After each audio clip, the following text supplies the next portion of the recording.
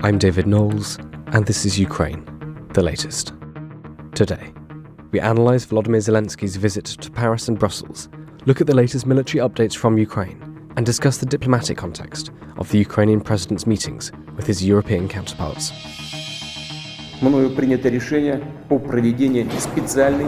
This hideous and barbaric venture of Vladimir Putin must end in failure. Putin's war in Ukraine has destabilized energy markets the world over. Nobody's going to break us. We're strong. We're Ukrainians. Every weekday afternoon, we sit down with leading journalists from the Telegraph's London newsroom and our teams reporting on the ground to bring you the latest news and analysis on the war in Ukraine. It's Thursday, the 9th of February, day 351. And with me to discuss the latest from Ukraine and across Europe, I'm joined by our assistant comment editor Francis Sternley, our Brussels correspondent Joe Barnes, and former British Army Colonel and NATO commander Hamish de Bretton-Gordon. I started by asking Francis for the latest on Zelensky's European diplomatic mission. Well, thanks, David, and welcome back to our listeners around the world. As you say, quite an extraordinary day yesterday. We left listeners about halfway through it because we just had President Zelensky's speech in Westminster Hall. We learnt afterwards, actually, that he was only the sixth person since 1945 given the honour of addressing MPs and peers in that space. So even more extraordinary, perhaps, than we gave a sense of at the time. But he was just about to meet the King at Buckingham Palace, just a few yards from our office here. And a few minutes after we finished our broadcast, that's exactly what happened. Now, what was quite interesting is we got some pictures of that meeting with King Charles III and Zelensky, but also a remark from the King himself, which is quite rare when the monarch meets a foreign dignitary. It tends to be photos only. So I thought that was quite interesting. He said, and I quote, "We are all worried about you and thinking of your nation." So that was quite significant, I think. But the bigger news that came out of the second half of the day was all again on this big issue of fighter jets, and whether Britain were going to give them, and exactly what the nature of those future deliveries would be if and when we do. So there was a major press conference where Rishi Sunak spelled out Britain's new openness to the idea of fighter jets. This was held in Dorset after President Zelensky and Rishi Sunak had met some of the Ukrainian troops who were training there, not far from our very own Hamish de Bretton-Gordon. And there were lots of photographs from that too. And I thought, interestingly, from somebody who used to work in politics, Rishi Sunak was photographed in a fighter jet helmet with President Zelensky. And I thought to myself, it seems to me quite unlikely that you would permit a prime minister to be photographed in a fighter jet helmet were you not very strongly leaning towards sending fighter jets at some point in the near future, because it would be a hostage to fortune. You know, you don't want to leave yourself exposed to being criticised by the Ukrainians in the future for not sending them. So I thought that was interesting. Yes, they were, of course, talking about the training of fighter pilots there, and that's part of it. But I just thought that was quite revealing as to the sense of the tone of the occasion. Prime Minister Sunak said that it was currently with Ben Wallace to decide. Well, Ben Wallace is in Rome with our very own Dom Nichols, and I know that Dom will have lots of coverage on that tomorrow, as well as other military matters. But a few interesting quotes from the press conference yesterday nonetheless. So, as I say, Sunak spelled out this new openness. He said, "We've announced today that we will be training the Ukrainian Air Force on NATO standard platforms, because the first step is being able to provide advanced aircrafts and is to have the soldiers and the aviators who are capable of using them. That is a process that takes some time. We've started that process today. That's because we're keen to support the president and his country in delivering a victory." So that was the sort of end of President Zelensky's visit to Britain. But he then very quickly sped off to Paris. And you may wonder, well, why didn't you talk about that yesterday? Well, it's because we didn't know. And there's even indications that perhaps the French state didn't really get a sense of what was going to happen until very, very last minute.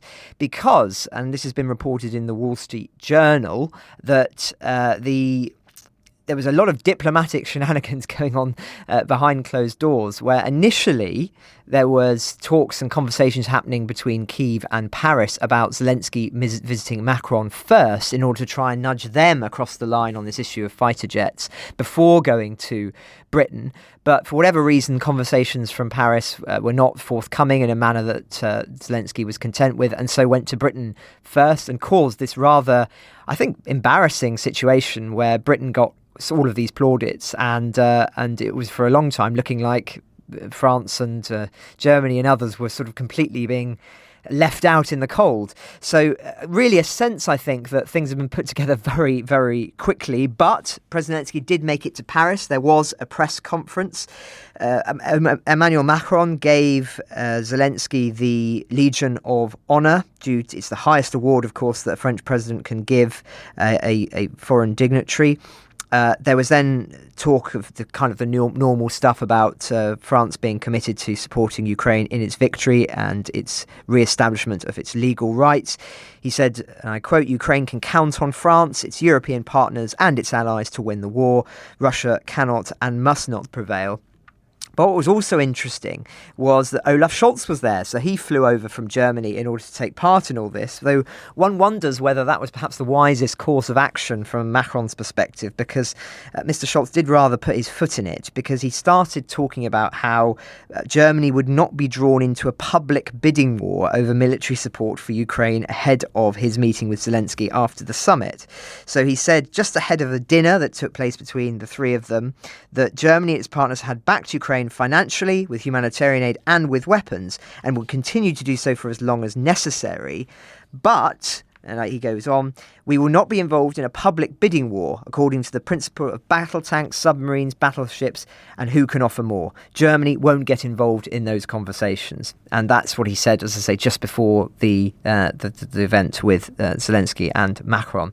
So a little bit embarrassing, I think, because it did slightly taint, I think, some of the dialogue around this meeting between the three leaders. There's been quite a lot of observations about it this morning, as one can imagine. But all of this led up to the big event of today, which is happening as we speak. And Joe Barnes is there. He's going to be speaking on it in a moment, I know, and capturing the mood of it. But Zelensky is now in Brussels. He's giving a speech as we speak about how Russia, in his view, is seeking to annihilate the European way of life. So very strong words indeed. And saying that Ukraine is defending itself from the most anti-European force of the modern world. We, Ukrainians, on the battlefield together with you. So Zelensky trying to contextualise this as an existential fight not only for Ukraine, but for the European Union and perhaps the idea of Europe itself. And of course that will, I think, resonate with many people in Europe at the moment, for right or wrong. And so I think it's a successful strategy to adopt. Of course, Zelensky's very, very canny in how, when he gives his speeches, he always makes them personalised to the audience. That's not me saying that they're inauthentic, but I think he just knows which parts of his beliefs and what Ukraine are fighting for to underline and to stress, depending on where he is and who he is speaking to. One other little interesting snippet as well of what he said is that he believes that his country will join the European Union after emerging victorious from its war with Russia. The after bit is interesting because I think Kyiv would ideally like to have seen the European Union offer them some kind of membership, not necessarily full membership, but some kind of membership as in a symbolic gesture whilst the war was going on. But it's now looking like Kyiv have accepted that they will have to wait until the end of the war in order to become members. And I do think it's a little bit disingenuous, some of the conversations taking place around Kyiv and Ukraine joining the European Union in the short term, because as we spoke about earlier on in the week, this is an enormously complicated process. Macron himself said it might take more than a decade in order for it to take place. There are numerously complicated rules that have to be abided by in order for a country to become a member of the European Union. So I do think that when one sees some of these leaders, as has happened today, saying we welcome Zelensky, we welcome Ukraine to the European Union, that it's a little bit more posturing than pragmatism, in the sense that they're not actually able to do this. It's more symbolic than anything else. Not that that doesn't matter, but I do think that actually we need to accept the fact that this is going to take a long, long time. And I think it's perhaps, some would argue, a little bit unfair for this constantly being dangled in front of Zelensky when it's not something that's going to be possible in the short term. But clearly it's trying to make a very strong point to Russia and to the wider world that Europe stands firmly behind Zelensky. But as I say, Joe Barnes is there and will no doubt have a lot of thoughts on this. Well, very quickly, thank you, Francis. So, Francis, you've taken us from where we left off really yesterday in the aftermath of Zelensky's speech to Parliament, all the way up to Zelensky's visit to Brussels. Joe Barnes, would you pick up the story there? You're in Brussels, I believe, and what's the atmosphere like? What are you seeing? Hi, folks. Hopefully you can all hear me. Yes, I'm in Brussels. I'm in the European Council building where Zelensky has today spoken to EU leaders. I think the main thrust of his speech was, again, he has come to Brussels looking for kind of ammunition. He spoke of the need for kind of ammo donations as well as artillery, main battle tanks, and then the kind of coveted fighter jets, which we're all speaking so much about, to be accelerated. He is concerned that while Europe is being very generous with its donations to Ukraine, that these donations aren't coming in time for any attempted kind of Russian offensive. And we'll go through a few of the military kind of updates later. But like what's interesting is Zelensky he's giving a press conference. I just queued up with kind of dozens of kind of starstruck diplomats and other journalists in the press room at the Justus Lipsius of the EU Council press room. And he has gone in there and he has going to say, I've got a host of bilateral meetings and I'm going to raise with those bilateral meetings the need for fighter jets. Britain was actually quite good on fighter jets. It said, while it didn't commit to donating fighter jets themselves, it said that we are going to start the process of training them. Europe has been a lot cooler on the possibility of that. Say today, Mark Rutte, the Dutch Prime Minister, whose foreign ministers previously said there is no taboo on sending aircraft, basically said, look, we can't do anything that would potentially put NATO and Russia at a risk of conflict. The Polish Prime Minister, Morawiecki, came out and said, look, this is not a decision for the EU. We need to make this in NATO circles and make sure that we're completely aligned inside NATO before we're sending fighter jets. And then he said, look, Poland won't be the one sending fighter jets first because we simply don't have that many. The French, Emmanuel Macron, who Zelensky met last night in Paris and had dinner talks with, he basically said, look, we weren't discussing fighter jets. So there is a difference between what is being discussed in public and what is being discussed behind closed doors. Zelensky, and when I was speaking to one of his aides yesterday in Brussels as he was preparing the trip, and he basically said Zelensky won't come and make these kind of important overseas trips without knowing there's going to be a deliverable from them. He said when Zelensky went to America, he went to Washington, he did that wanting to achieve and wanting to get the Patriot missile systems, the air defense systems over the line. He has traveled to Britain and he has got the first part of the jet donations. He has got that all-important training package, Ukrainian fighter pilots on British simulators with British trainers, you'd guess. But in Brussels, he has not yet got that deliverable. So Francis made the point of, he went into the European Parliament, he wanted to speak about how entwined Ukraine and the EU are in terms of their views of Western ideals, democracy, and how Russia is trying to snatch that not only away from Ukraine, but by letting Ukraine lose, the EU is also basically ceding its kind of ground on Western and liberal democracy, on Western values and liberal democracy to Russia. So yeah, that's a big point. But as of yet, he's not got that kind of cast iron commitment from a European government that they will join this international coalition of fighter jets. And I'll kind of stop there. Yes, just very quickly from me, thank you very much for that, Joe. I mean, Francis touched on it a little bit, and it's certainly been written up around some of the British press about how yesterday's visit first to Britain was a bit of a diplomatic coup for the UK. Is that felt much in Brussels? Do you get that sense from the journalists and politicians you're around that it's seen like that? Or is it all kind of, in the end, he's seeing all of his allies and it's sort of water under the bridge? What do you make of that? I wouldn't look too much into that, to be fair. I think a lot of people, especially the kind of the level-headed, the calm people who look at the war in Ukraine, Russia's invasion of Ukraine, in a rational perspective, they see the fact that Britain was the first European country to donate weapons when it donated anti-tank weaponry to basically help fuel Ukraine's initial defence against the Russian invasion. And this was one of my diplomatic sources put this to me yesterday in a text message. It was Zelensky could never show up in Brussels before first acknowledging the role of Britain, the first European country to buttress the Ukrainian resistance. So it's not a shock. And if you saw kind of French diplomats yesterday speaking about it, saying it's a good thing that he's gone to Britain, that he's visiting European countries, they know and they are aware of the fact that Britain was preemptive in its support for Ukraine. It has been at the front of that support. Even if we are slipping behind in terms of monetary values, we are still leading the way when it comes to, we were the first Western government to promise a main battle tank in the form of a Challenger 2, which is of NATO standard.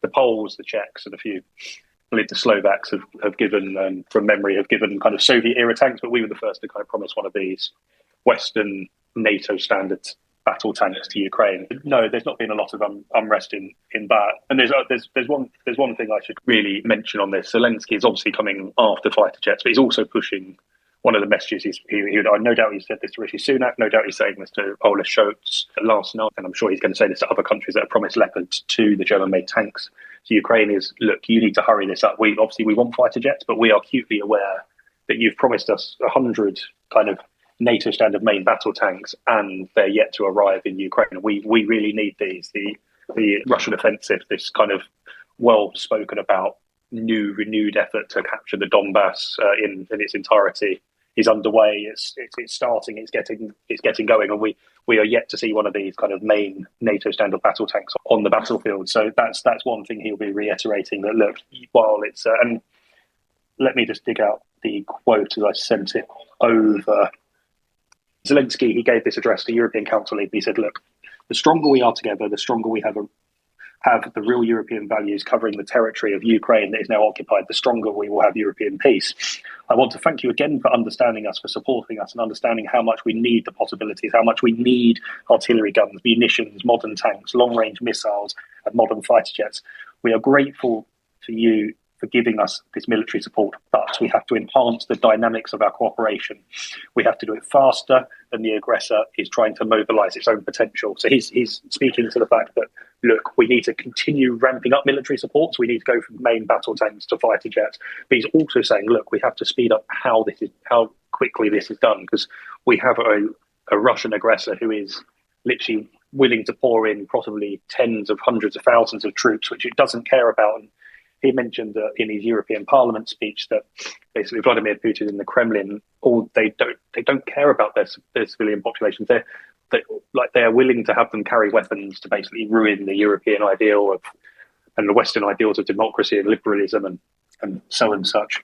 So that's the kind of message that Zelensky's portraying is, look, we need to fighter jets, but you need to come quick on your promises of tanks and other kind of heavily artillery systems and other kind of these light tanks and infantry fighting vehicles that we've spoken about a lot in the past. Thank you very much, Joe. What I suggest is I've just got one more quick question for Joe, then I think we should go to Francis for other diplomatic updates just to sort of go from this. And then, as you mentioned, we really do need to go back and talk about some of the military updates, and we've got a few things to get through there. So just one more question for you, Joe. Just going on something I sent you really just a few minutes ago. You mentioned the reception for Zelensky in the European Parliament, but there's a degree of enthusiasm, if we can put it like that, from different European leaders. What did you make of the video of Zelensky and all the European leaders standing directly in front of Viktor Orban of Hungary, and who didn't seem to clap? Is that something worth a mention? So obviously the picture is, and to build some context, they have what's known as a family photo. When the European Council welcomes a foreign dignitary, they will pose for a photo of all 27 EU leaders. Ursula von der Leyen, the European Commission's president, will be there. Charles Michel, the European Council president, will be there. And I think Joseph Borrell, who is the EU's top foreign diplomat, was also there on the sidelines of this picture. But Zelensky was front and centre. And as he walked in and he was taking his place on the podium, every European leader was very much clapping, smiling, and basically looking forward to welcoming him to Brussels and having these conversations with him. But there was a notable, in this one little video clip, notable outcast of Viktor Orban, the Hungarian Prime Minister, who was not applauding. And Viktor Orban has, over the past year, has been singled out for criticism by Zelensky himself and by Zelensky's kind of main European allies, because he has refused to sign off on certain sanctions packages. He has watered down certain sanctions packages. He has said that, look, we will not let weapons pass through Hungarian territory into Ukraine. And he Viktor Orban is perceived as one of kind of the Kremlin's most closest allies inside the European Union.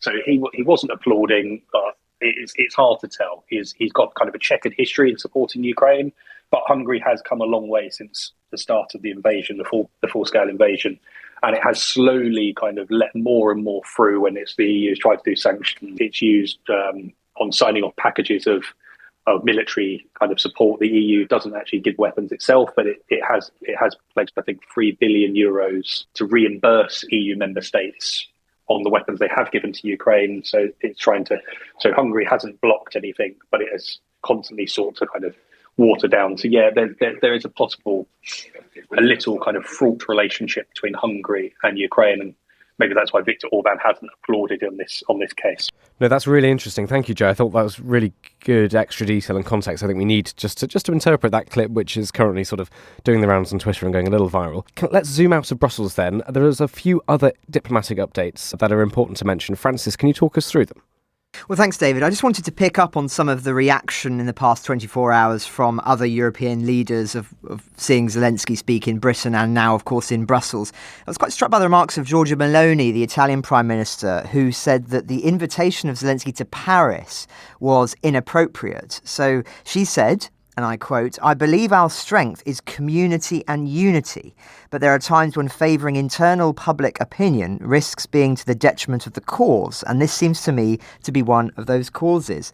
Now, that's interesting, and I think what she's trying to get out here is that it shouldn't be within the European Union. Of course, Britain is not part of the European Union. It's important to contextualise that here. That within the European Union, there's a feeling that the stance on Ukraine needs to be consistent, that there needs to be a sense of everybody moving in the same way, or as much as possible amongst leading powers, whether it be Germany, France or Italy. And this sense of Macron perhaps trying to get ahead of the game and have his photo op with Zelensky is something that personally for Italy it feels is not the right or best course of action. So that was quite interesting. In a slightly different angle, but on a similar theme, the Estonian Prime Minister, Kaja Kallas, has said that she emphasises the importance of jointly buying arms and ammunition for Ukraine. So again, emphasising this line that whatever is agreed needs to happen in a collective way, as opposed to independent nations doing independent things. So again, just quite an interesting remark, I think, which reveals the tensions within the European alliance at the moment as to the best way to proceed. The Dutch have said that they're not ruling out any kind of military support for Ukraine. So in the context of the fighter jets conversation we were just happening, that's very interesting. And in terms of other news in the diplomatic space, just a couple of other things I wanted to draw attention to. Poland is to close its key border crossing with Belarus until further notice. That's according to the Polish Interior Minister. They've said that the tense relations between Warsaw and Minsk have sunk to a new low. And according to Poland, due to the important interest of state security, I decided to suspend until further notice from 12 o'clock on February 10th this year traffic at the Polish-Belarusian border crossing. And you can imagine some of the reaction that there's been to this. People saying that this is tantamount to diplomatic isolation for Belarus, if you're a pro-Belarusian voice. But it does speak, I think, to a theme we've returned to again and again on the podcast, which is this issue of Belarus and their role in the war and what they could be doing in the next phase. The biggest concern, of course, is they'll be used as a staging post for another attack on Kyiv in this new Russian offensive. So this would speak to that. I think that there's concern clearly that weapons may be being transported or that people are going across the Polish border that is not necessarily being conducted in a way that is perhaps legal, or at the very least is not conducive to the kind of approach to the Ukraine that Poland want to see. And of course, they're one of Ukraine's, earnest supporters. Just another couple of things which are connected.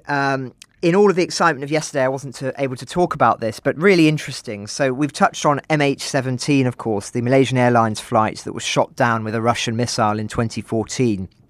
And yesterday it was confirmed that an international team of investigators have found strong indications that President Putin himself approved the supply of heavy anti-aircraft weapons to the Ukrainian separatists who shot down that plane. Now, of course, 298 people were killed as a consequence of that. It was a pretty significant diplomatic incident at the time, though I wonder in retrospect whether it should have been a much bigger one, because of course it was indicative of the direction of travel in Ukraine, which is now unfortunately we're seeing play out before us in its most virulent and violent form, horrifically. And the remarks, I say, are very strong. So the Dutch prosecutors have said there are strong indications that Putin decided on supplying these weapons.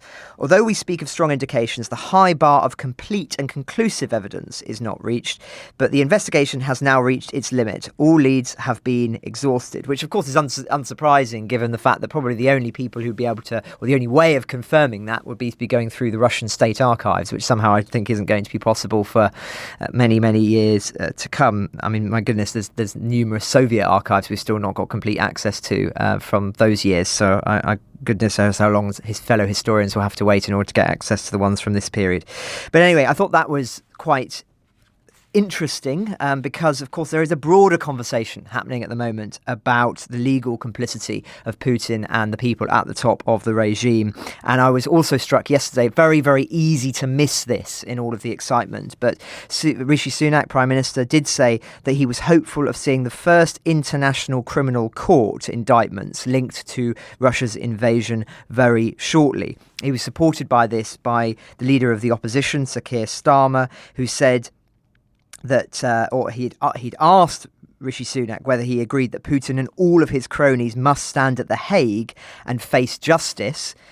And then the Prime Minister replied, he's absolutely right that we must hold those to account for the horrific crimes that they have committed. I'm proud that the UK has played again a leadership role in this regard as being one of the first countries to provide financial and technical support, putting investigators on the ground, and will shortly be hosting a conference together with the Dutch. And he says that he then also plan to have conversations with President Zelensky around this. Now, I know it's not the most interesting of subjects for some, these kind of legal questions, but actually this really, really matters for all of the reasons we've talked about in the past, that it's one thing to be fighting the war now, but it's going to be equally as important in the future to hold to account the people who've been responsible for some of the heinous crimes that we've seen committed in Ukraine and beyond. And so these kind of incidents, it has to happen now. It can't wait, because evidence is lost, testimony is lost, people are killed, people are deposed, all these sorts of things can happen. And so it's vital the evidence is attained now. And as I say, Britain and the Dutch are particularly leading on this. And so I think it's right to draw attention to whenever there is an update in this space, David.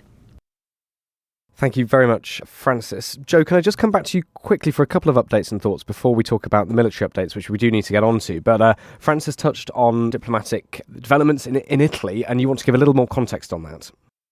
Yeah, so I'll start with the Italian context. And so we've got to cast our minds back to the time that Olaf Scholz, the German Chancellor, made his first visit to Kyiv.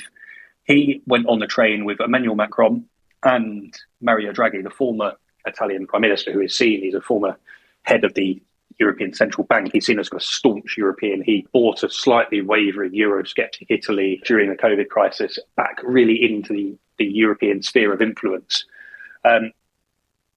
He was part of that little there was that trilateral group of European leaders that went to see Zelensky at the heart of the EU.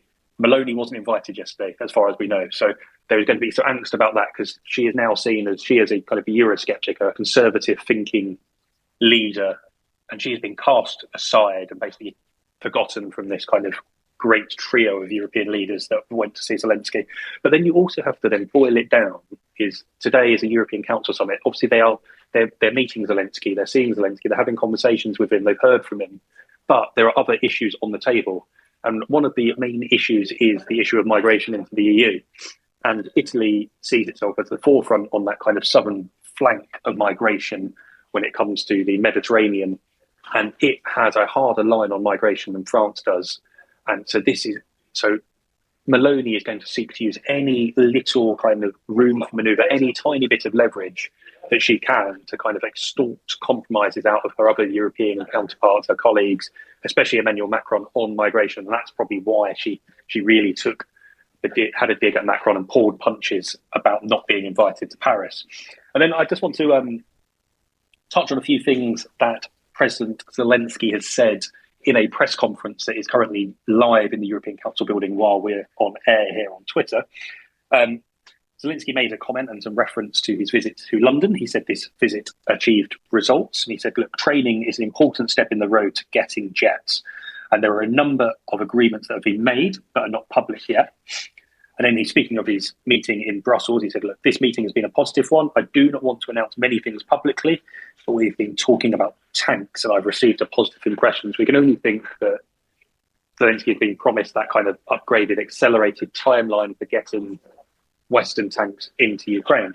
And he also went on to say that he has heard from a number of European leaders about the readiness to give the necessary weapons and support, and that includes aircraft. So it looks like there have been some warm words behind the scenes for Zelensky on fighter jets or other sort of combat aircraft, despite the mood in public being slightly colder on that. And then I will stop there, and I guess I can go into some military updates if no one has any objections. And absolutely, thank you. Well, very quickly, please shout at me, David, if you want me to stop. Thank you very much, Joe. I'd just say, well done for following this live press conference and calling in and giving us your thoughts. It's absolutely copy perfect. I mean, that is... Gosh, I didn't realise you were covering both things at the same time, so thank you so much for joining us. And of course, listeners, if you want to read the Telegraph's reporting and Joe's reporting live, not only is he talking to us, he's also feeding quotes and thoughts to the Telegraph's live blog. You will be able to find that on the website, so do go there today, and I'm sure, Joe, you'll have some pieces up later as well. So thank you. Congratulations on your ambidextrous reporting there. But yes, Joe, you mentioned earlier about the context of this diplomatic mission and of Zelensky's wish for tanks and for warplanes and more support, is the incoming, and something has already started, next Russian offensive in the east in Donbas. We've heard a few updates from British military intelligence, and the Institute for the Study of War also put out an interesting piece of analysis that I think would be good to touch on. Joe, you've looked at this. Can you talk us through some of the military updates from Ukraine? Yeah, let's start with the Institute of the Study of War. They're a US-based think tank, and they put out this kind of daily report on what they see on the front lines, but also diplomatically. And in the report, it was issued late last night, so it's today as if we're for the British listeners, and they've reported that Russian forces have regained the initiative in the Luhansk region, which is one half of the Donbas, in a shift that could suggest Moscow has actually started its renewed offensive attempts. And for some context around that, Ukraine have been warning for quite some time now that the Russians are planning something symbolic, something big, potentially an effort to capture the entire Donbas, maybe some of the southern Zaporizhia area, in time for the 1 year anniversary on February the 24th. And so the Institute of the Study of War goes on to note that multiple sources have picked up on increased Russian activity on the Savatov and Kreminna line in the west of the Luhansk region. It appears that Russian military commanders have committed several conventional divisions of fighters to carry out decisive offensive operations along that line. And they've noted activity from elements of Russia's 144th and 3rd Motor Rifle Divisions, a regiment of the 90th Tank Division, which is, if I remember correctly, one of Moscow's prestigious kind of tank divisions. It's there designed to defend Moscow from what it perceives as a NATO invasion. And there was also some airborne elements from the 76th Airborne Division.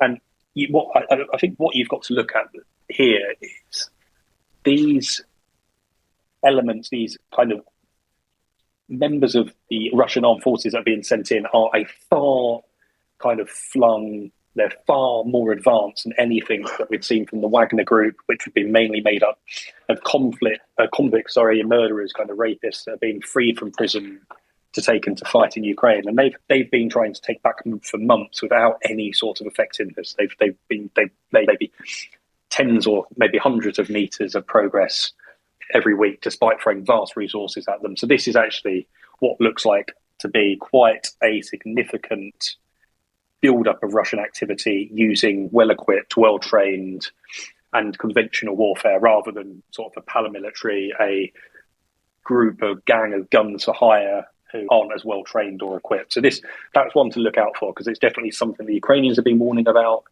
and it's something that we expect to kind of pick up in the future. Then Britain's Ministry of Defence in its daily intelligence briefing has raised the issue of weather and talks about kind of Ukraine's famous mud and the muddy season. You'd have heard Roland Oliphant, he's a big fan of this. He's written on it a lot before, and he often speaks about how the muddy conditions in Ukraine between cold weather spats and stuff like that kind of affects the war zone and the battlefield. And so the MOD has said the weather continues to play a significant role in Russia's war in Ukraine. It said the frozen ground there has caused likely little change to Russia's cross-country mobility in eastern Ukraine and in the Donbas in weeks. And they say, according to the MOD, the surface temperatures have been around 0 degrees Celsius, but they will likely rise in the coming weeks, meaning the ice and snow that have kind of littered the battlefield for a few months now will melt. It will turn into a boggy. It will make the ground boggy, and it will basically reduce Russia's ability to move and maneuver across the battlefield because tanks will get bogged down, vehicles will get bogged down. The trenches there will be absolutely there will be boggy messes, and it means soldiers won't be able to maneuver as easily. So that's one thing that it could play into the hands. Obviously, it affects Ukraine equally, but it could play into the hands and actually slow down any kind of Russian renewed offensive. And then the other one I wanted to touch on is the Ministry of Defence. And sorry, I'm just bringing up my notes on this because I've somehow managed to close this. Is they have spoken about some recent skirmishes around the Dnipro Delta. This is the body of water at the start of the River Dnipro, and it's where Kherson is based. It is essentially, it helps control the whole waterway running into Ukraine, into central Ukraine. And so Britain's military intelligence notes that since Russia withdrew its forces from the west bank of the Dnipro in November, that's Kherson for you and I, skirmishing and reconnaissance has continued on the complex network of islands and waterways which make up the Dnipro Delta. Russian forces have almost certainly used small boats to try and maintain a presence on key islands. Ukraine has successfully deployed long-range artillery to neutralise Russian outposts a number of times. Both sides have likely also deployed small groups on the Kinburn Spit, which is a kind of a sandy nature park right at the tip of the Dnipro Delta, and as Britain's military intelligence says, it commands the Dnipro Gulf. And so both sides are likely aiming to maintain a presence in these areas to control maritime access and to this strategically important river, and to provide a warning to any attempt by their adversaries to launch a major assault across the river. It is highly unlikely that Russia will attempt any assault across it because it would likely be extremely complex and costly. And I think one of the essential feelings is whoever controls the Dnipro Delta also kind of controls the shipping in and out of Odessa in southern Ukraine, and that plays a major part. So Ukraine are definitely, obviously, massively keen on keeping a kind of a stranglehold on this and stopping Russia being dominant, because they know it plays into the fact of them getting their billions of tons of grain out. That's one of their key sort of elements that they are using to fund their own resistance effort and to feed kind of the world. And I'll stop there. Thank you very much, Joe. That was very comprehensive. We're just going to try and get Hamish de Bretton-Gordon, former NATO commander and writer for The Telegraph, on, just because I think this issue of Russian initiative is an interesting one to explore. I'd like to explore what this actually means in a military sense, if it's true, as the Institute of the Study of War think, that the Russian side might have done this in Donbas. We're just going to try and get Hamish on for that. But just very quickly, Joe, before that, you and Francis have both covered what Zelensky's been doing in Brussels. What's next? What's for the rest of the day look like for you? And then we'll go to Hamish. So the rest of the day is Zelensky is basically here. He's just finished his press conference. Charles Michel, the European Council President, has actually just walked past me.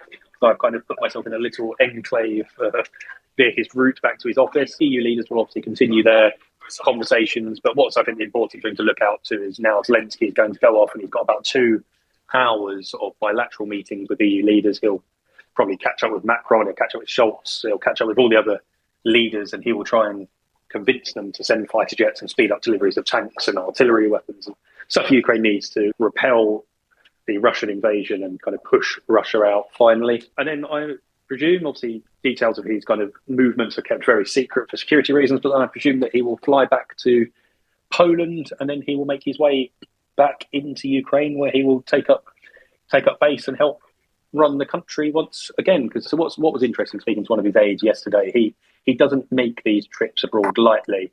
He, as I mentioned earlier, he made significant play on, he only went to the US because he knew that he would get Patriot missiles. He went to the UK because he knew that he would get some sort of offering on fighter jets. He is also told, like, his close confidence, that he knows this window for kind of leaving Ukraine is closing because he knows the battle is going to get tough again. He knows Russia is launching this renewed offensive, and he won't leave Ukraine while times are tough for his kind of guys and girls in the armed forces on the front line. So this is probably his final kind of foreign jaunt for a while. So he's going to make the most of it, try and get as much out of his European allies as possible to help his armed forces counter any Russian offensive, and then potentially launch their own counter-offensive. But I'll step aside for Hamish to... Thank you very much, Joe. So yes, Hamish de Bretton-Gordon, thank you so much for jumping on. It's just I saw you were listening and thought, well, we're talking about military words and concepts, and I wanted to ask you to come in on this idea from the Institute for the Study of War, who've written that they believe that Russian forces have, quote, regained the initiative in Ukraine and have begun their next major offensive in Luhansk Oblast. From a military perspective, what does that mean, initiative? What does that mean? What does that mean for the war and for the next few weeks? Well, good afternoon, and a great pleasure to be on again. I think most significantly, they're talking about these three divisions: tank division, motor rifle division, and also airborne division that seem to be on the move. I mean, these are probably the most capable forces that they have in the region. Combined arms, potentially able to do combined arms manoeuvre. So hitherto, we've been discussing a very, very static environment, sort of First World War type trench activity. Whereas these three divisions are, in Western parlance, what we would use for combined arms manoeuvre, to try and, rather than just slug it out toe to toe, across a trench, be able to move tanks supported by armoured infantry and artillery. And I think it's, as far as regaining the initiative, I think it's probably a perceptional thing that perhaps the Russians now think that their offensive has started and they're on the front foot. So I think they have the potential to gain the initiative. All the reporting so far is that any gains are still fairly small. And I'm sure the fact that we're hearing so little from the Ukrainian side, this hasn't been going unnoticed. And I'm sure a lot of activity will be taking place so that any ingress or advance can be cut off. But significant that probably the three most capable divisions that the Russians have available, we don't know, quite how full they are of manpower and tanks, but the Russians are signifying that perhaps the offensive has begun, or perhaps they're just trying to maneuver into a position for a more sort of high-profile punch around the 24th of February. But a slight transition from very static, potentially a bit mobile, but no great gains, certainly that I've seen. I don't know if anybody else has, associated with this potential advance. That's very interesting. Thank you, Hamish. Yeah, so I mean, I was just wondering from your perspective as a military man, how worried do you think the rest of us should be about this? I mean, it struck me that phrase, regain the initiative, seems like a big one, and you're suggesting, maybe not, it's too early to tell. Is that the right way to read it? Well, I think so. There's been a lot of talk over the last 24 hours, and other commentators are saying, are we at an absolutely critical point? Could suddenly we see the sort of floodgates open in the east, and these Russian armoured divisions, pour through and start to head west at a great speed? I don't really see that. And again, certainly information and intelligence coming out of Western capitals and also out of Kiev is not indicating that. So it's probably, there is probably more disinformation and propaganda coming out around this from Russian bots and sites than perhaps what is actually happening.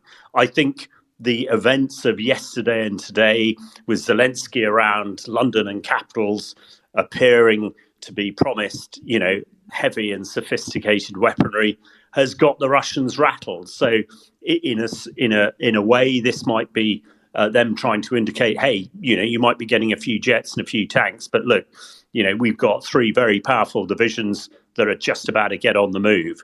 But I haven't seen anything in the last few days, or actually the last few months, that would suggest that these Russians can actually maneuver with 3 divisions to make a strategic impact into Ukraine. And I really hope I'm right. Well, thank you very much, Hamish, and thank you very much for joining us. I know it was a bit on the hoof there, but I did sort of see some of the reporting that Joe was talking to us about and thought, it'd be really, would be good if we could just get Hamish on to talk to us about that. So thank you so much for jumping on so quickly, and apologies for being so on the hoof with that. So thank you, Hamish. We're starting to come to the end of our time, I think, together. Francis and Joe, is there anything more you'd like to talk to us about before we go to our final thoughts? Yeah, can I just jump in on Andrei Yermak? He's an interesting character for the idea that he is President Zelensky's kind of head of cabinet, his like main top advisor, chief of staff, let's call him. But he has put out on Telegram a message which has now been edited, and he said the issue of long-range weapons and fighter jets for Ukraine seems like it can be resolved. But he had a previous version which said it has been resolved. So I think President Zelensky, behind the scenes, has probably been given some warm words on the idea that Ukraine could be given weapons that fire longer than the kind of the 50-mile HIMARS and the GIMLAR system, and actually probably some warm words on maybe other countries joining the UK on training Ukrainian fighter pilots. It might not be gifting jets straight away, but actually bringing Ukrainian fighter pilots up to kind of a NATO standard for a time and place for long-term military support. And we're talking kind of almost post-war as well, because that's post-war is a critical part of security guarantees for Ukraine, especially if Russia will always remain on its doorstep. So I think we're going to see some movement. And he says there'll be some more news later on that. So I think I will be looking out, and after I leave you, I might grab a spot of lunch because it's 3:00 almost in Brussels and I'm quite hungry. But then I'll be delving in and speaking to my diplomatic contacts, trying to find out what their presidents and prime ministers told Zelensky. So let's wait there. It seems quite an interesting revelation. And I'll stop there and let Francis go with his final thoughts. Well, thank you very much, Joe Barnes. Francis Durnley. Thanks, Joe. I hope you get a good lunch, a baguette of some kind. Hamish, I just want to say thank you so much for your time. And I should say to listeners that Hamish and I had a really good chat last night, and he's very kindly written a piece for us, which will be going out live later on, about the inevitability, it seems, of fighter jets going to Ukraine at some point, whether they just be from Britain or from others. So I'd highly recommend that listeners do check that out. It'll probably be up in the next couple of hours or so.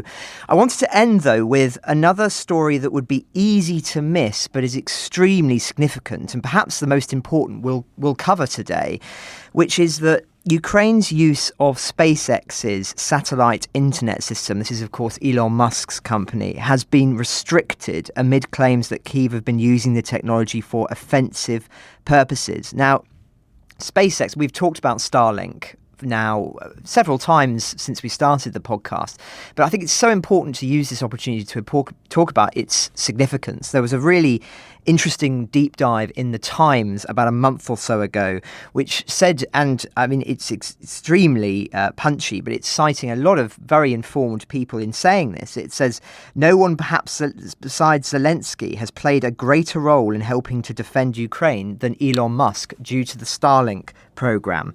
And it cites several professors and military experts saying, military experts I talk to are in awe of Starlink. It is more resilient as a communication system than some of the hardened ones they use in the military. Starlink has an intrinsic resilience to jamming, using a wide swathe of frequencies with 8 channels. Messaging ordering the hopping are encrypted. This makes it vitally important for military use. And so the pausing and the restricting of the use of Starlink by the Kyiv military, I think is a concerning moment for many, and those who are in the know this morning have been commenting on this and saying, this is the story. And I think the problem is that, of course, that many people who are following the war are distracted by what's going on with Zelensky's speeches and ourselves amongst them. But actually, this really does have big implications because it's being used on a daily basis by the Ukrainian military. They're using it for comms as well as apparently for these offensive purposes, and any limiting on that will overnight have a direct impact on how the Ukrainian army are able to do certain things. Now, I should say that I don't get a sense that the Ukrainian army is panicking as a consequence of this, but if it's true, and I say if it's true, that Starlink is as integral as some investigations and deep dives have been saying, then this is a concerning moment and something that I think we will want to be following in the coming days, because it is a concern, and it does, of course, play into the broader narratives that surround everything involving Elon Musk, which is his slightly erratic behaviour at times, and his remarks on Ukraine in the past have been controversial, I suppose, to say the least. He's, of course, talked about the need to hold referenda after the war in certain territories in Ukraine in order to try and find a solution. He's talked about the dangers of escalation, all of these things, which mean that some people think that whilst, of course, he's been providing this absolutely essential service of the internet that's being used not only by the army but for ordinary people in Ukraine, that he could pull the plug at any moment. And so there is an anxiety here, and I think that there'll be some very high-level conversations happening in America at the moment, because I understand that some of the funding for Starlink is being paid for by the American government, that about continuing this, because, of course, if it is actually going to be hampering the Ukrainian armed forces, then that's a major cause for concern just prior to this Russian offensive. So one that we will be watching, David. Thank you very much, Francis. Yes, that's such an important story. It's a really good point, and I believe we should have the Telegraph's technology reporter, I think I've got his title wrong, but he's in some sense a tech reporter, Gareth Caulfield, on tomorrow with Dom Nichols. So I'll definitely ask him if he can talk more about this, because he'll have a really good sense of, as you've said, the importance and some of the background. But thank you very much, Francis. It's a very, very good point, that. Thank you, Joe. Thank you, Francis. Hamish, thank you so much for jumping on. Do you have a final thought for us? Yes, if I can, just one. And Francis mentioned the piece that we discussed and have written about aircraft going to Ukraine. And it's very pertinent to what we're talking about at the moment and the potential initiative of the Russian forces on the ground. To me, jets show longevity of the West supporting the Ukraine in this conflict.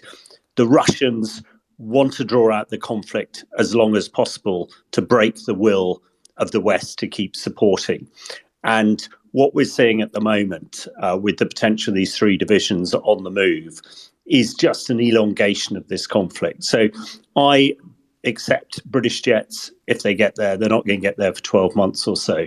But hopefully it reinforces to the Ukrainians and to the Russians that the West is in this for the long haul, and we're not going to cast Ukraine adrift. We're going to make sure that they see this to the end. Over. Thank you very much, Hamish. Just out of interest, Hamish, you mentioned yesterday hearing the Ukrainians train on Salisbury Plain. Have you been hearing much today? Yeah, absolutely. Out of my back window, which is onto Salisbury Plain, yeah, there are AS-90s, 155s firing today, firing late into the night last night. It was a bit quieter to the south towards Bovington and Lulworth, where Zelenskyy and our own Prime Minister were holding that conference. But I'm expecting, certainly this afternoon, to hear some Challenge 2 firing as well. Ukraine the Latest is an original podcast from The Telegraph. To stay on top of all of our Ukraine news, analysis and dispatches from the ground, subscribe to The Telegraph. You can get your first 3 months for just £1 at www.telegraph.co.uk/Ukraine the Latest. Or sign up to Dispatches, our Ukraine newsletter, which brings stories from our award-winning foreign correspondents straight to your inbox. We also have a Ukraine live blog on our website where you can follow updates as they come in throughout the day, including insights from regular contributors to this podcast. You can listen to this conversation live at 1 p.m. each weekday on Twitter Spaces. Follow The Telegraph on Twitter so you don't miss it. To our listeners on YouTube, please note that due to issues beyond our control, there is sometimes a delay between broadcast and upload. So if you want to hear Ukraine the Latest as soon as it is released, do refer to podcast apps. If you enjoyed this podcast, please consider following Ukraine the Latest on your preferred podcast app. And if you have a moment, leave a review, as it helps others find the show. You can also get in touch directly to ask questions or give comments by emailing ukrainepod@telegraph.co.uk. We do read every message. and you can contact us directly on Twitter. You can find our Twitter handles in the description for this episode. As ever, we are especially interested to hear where you are listening from around the world. Ukraine the Latest is produced by Louisa Wells, Giles Gear and Chelsea Henshaw. And today on Twitter, Gemma Farrell.